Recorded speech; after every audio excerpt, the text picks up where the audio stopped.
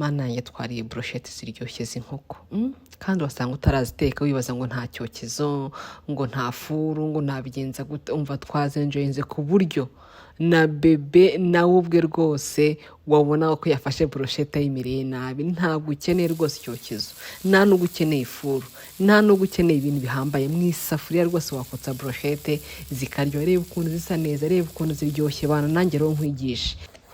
Urakata dutoya turinganiye kubera ko ndashaka gukora ngewe mini brochette. Usibye ko niyo ushaka gukora inini nabwo nta kibazo byakunda. Nakase dutoya turinganiye. Ushaka kwibaza se igituza cy'inkoko nagikura hehe? Ngewe ngura inkoko yose ngakuraho igituza nkagikoresha, nashaka no gukuraho ama wings nkayakoresha, ariko ni nabwo numva mpendukiwe kurusha kugura muri alimentation. Ngenge Nyabugogo nkagura ku kiranguzo. Niba muri busheri cyangwa muri alimentation ikiro cy'ugura 6,000, Nyabugogo kiba kigura 3. Ubungubu hanaguze ikiro kuri 3,500. Ubwo mva rero biba bihendutse. Ngiye rero ngomba kujya ku kiranguzo. So nakomeje gukata dutoya, ndagikata cyose igituza ndakirangiza. Ushobora gukoresha imishito minini iyi ngiyi isanzwe, ako ushobora no gukoresha utu dushito dutoya. Utu ngutu ushobora no kutugira utw'amafruwi, ariko uyu munsi nitwo nahisemo gukoresha. Fata sotocho cube, royiko sotocho cube, ubundi niyo nakoresheje n'ibindi birungo bitandukanye, agasenda, ka black pepper, paprika n'utundi turongo biterwa n'ibirungo ukunda rwose pe. Ahangaha nta kibazo. Nurangiza ufate na soya sauce dark gake cyane, kuko dark yijimisha ibintu, cyangwa se ushaka no gukoresha light nabwo wayikoresha. Icyangombwa ni test ushaka. Ubivange neza, numara kwivanga neza ushyiremo n'ibiyiko 2 by'amavuta, bituma byivanga neza na brochette zawe ntizibe dry, kubera ko nta muntu ushaka gukora za brochette ngo ubone nyine zumagaye. Uyabo ngo ubundi za kukwereka akabanga uri buze kuza gukoresha ku buryo uzabikunda. Numara kuvanga cya kirungo cyose kivanze neza, ubu niho hageze ko washiramo za nkoko zawe wakase. Ubu tugiye kuzimarina.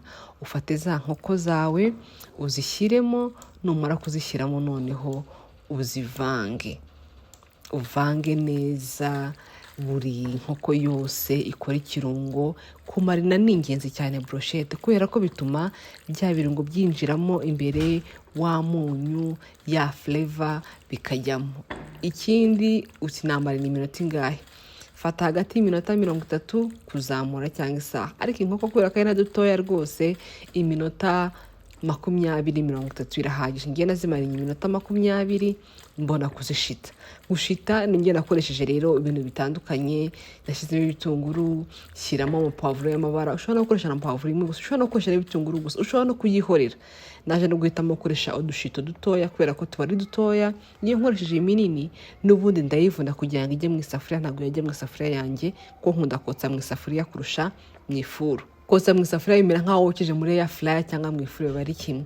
Nuko rero maze kuzishita zose, urabona ko nakoresha pavuro y'umuhondo, pavuro y'icyatsi, pavuro y'umutuku, shyiraho n'agatunguru. Ibaza igituza kimwe cy'inkoko kugira ngo havemo brochette 12. Ni nyinshi. Ni nyinshi pe. Reba ukuntu zingana, ni nyinshi, zirahagije. So rero nukajya ubura fata brochette ngo uteke, ngo uhindure, ukora utuntu twiza, ubatungure, cyangwa se wisohokane nyine iwawe mu rugo. Ufata isafuriya rero ugashiramo utuvuta duke, kwa kundi ushobora gushira muri air fryer kugira ngo bidafata hasi. Nurangiza urambika za brochette zawe ni mu muriro uringaniye. Ntabwo twashyizeho umuriro mwinshi cyane, ntabwo twashizemo akariro gakeya, kwa kundi ukabona medium heat, kubera ko mwinshi cyane zahita zishirira, umuke cyane nabwo zazana amazi zikaba nk'izitetse, ntizibe zimeze nk'izokeje. Rero nagomba kuziplasa neza ku buryo zijyamo neza, ku buryo nta ijya hejuru y'iyindi, kandi kubera ko zari mini brochette kandi isafuriya ni ngari, ni nini, byari koroha ko zari kujyamo neza zose. Nazishyizemo rero zose, ndagenda nzegeranya, ariko no kuzireba urabona ko turasa neza. Kumarina buriya ni byiza cyane ko byongera uburyohe mu nyama, kandi ntabwo bamarina inyama gusa, burya n'imboga barazimarina. Reka mvuge ngo byongera uburyohe mu cyo wamarina cyangwa se mu cyo ugiye guteka. Ubu rero brochette tumaze kuzishiramo zose, zimeze neza. Ngiye kureka uruhande rumwe iminota nk'itatu. Nyuma y'iminota 3 nibwo nza kuza guhindura. Ntabwo uhora uhindura buri kanya.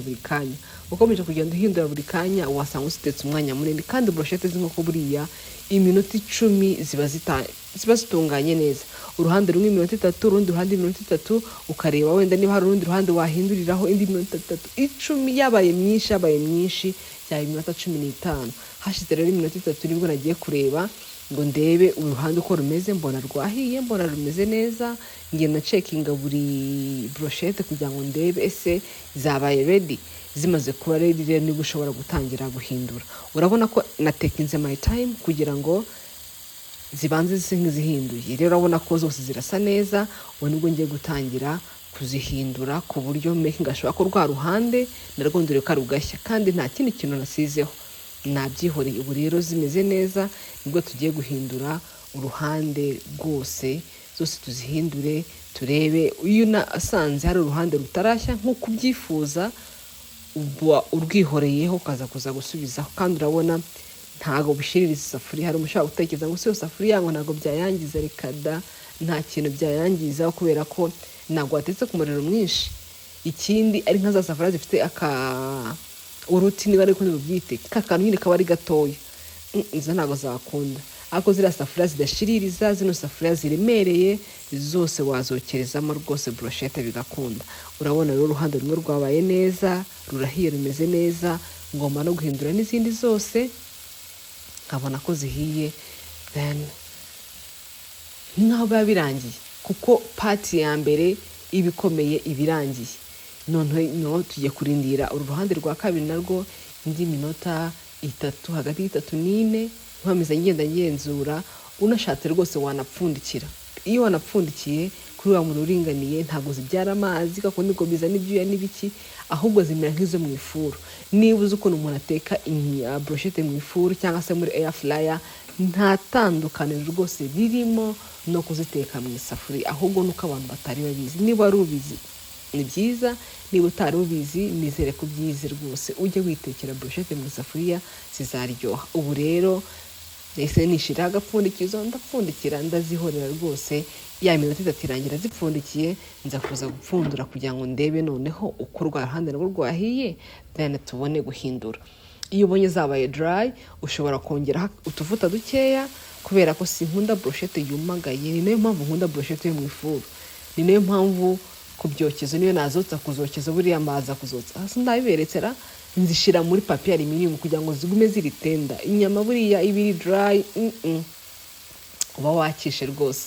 Ndangeje rero nsigaho tuvuta gakeya. Ubu rero iyi step ngiye kubereka ntuzayisimbuke. Niba agiye kuri codinga mbere ngo mbereke, uzafata ibiyiko 3 bya bata, ufate seleri. Ahangaha nashizemo royco mix spices, nta kindi kintu nashizemo, nakunyu karimo kahagije, nta kunyu nigize nshiramo. Ariko nkunda inyama y'inkoko iyirimo akantu kari sweet. Nudakunda ka kantu kari sweet, uzareke gushyiramo ubuki. Ariko nashizemo n'ikiko kimwe cy'ubuki muri iriya sauce, trust me, bituma inkoko iryoha. Ubu noneho ndabona zanahiye, ngiye kongeraho iriya sauce nakoze.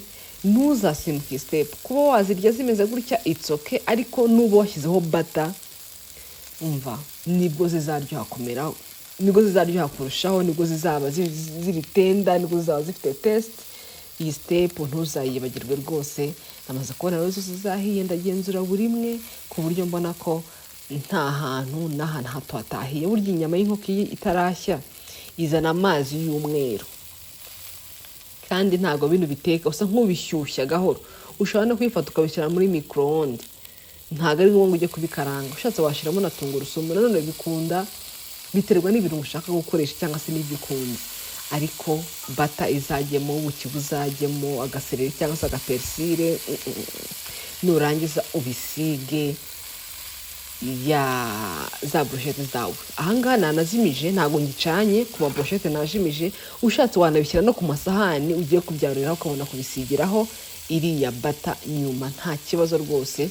Ubu najimije, ntago ngicanyeho. Nuko rero brochette zari zimeze, ubwo nahise nzarura. Oh my god, this was so yummy. Zari ziri guhumura, zari ziryoshye guys, mbwisukurire bw'ukuntu zisa neza.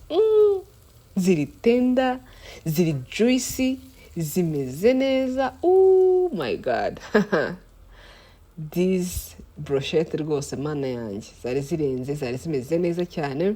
Guys, mumbabare mumbwira abazabikora byose, muzajya muri comment mumbwire ngo narabikoze, zari zimeze gutya na gutya na gutya. Ira step ya nyuma ntuzayisimbuke, uzibuke gushyiramo kabata n'agasereri. Nukuri twagiye kuzenjoyinga, zasaga neza. Ni handi rero hagonetse bwose ko nakoze dukiya tutari buduhaze diswe. Utaha no gukora nk'ibituza 3 buri se akarya nka brochette nk'icumi cyangwa 8. That was so sweet. Twazisangiye nuko twazenjoyinze rero na famille yanjye. Hahandi ho yibaze ko na bebe nawe yariye brochette.